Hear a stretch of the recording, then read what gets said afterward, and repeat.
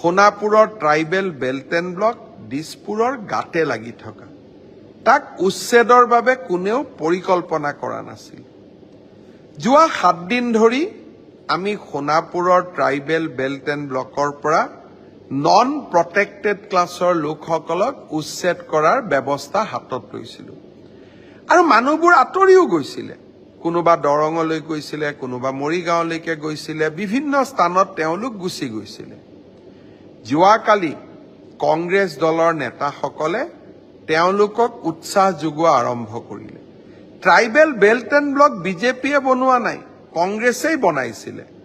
আৰু এতিয়া কংগ্ৰেছৰ নেতাসকলে আমাক প্ৰশ্ন কৰা আৰম্ভ কৰিলে যে আপোনালোকে উচ্ছেদ কিয় কৰিছে। হাৰে, ট্ৰাইবেল বেল্ট এণ্ড ব্লকক যদি কোনোবাই দখল কৰে আৰু তেওঁ যদি প্ৰটেক্টেড ক্লাছৰ ভিতৰত নপৰে, চৰকাৰেতো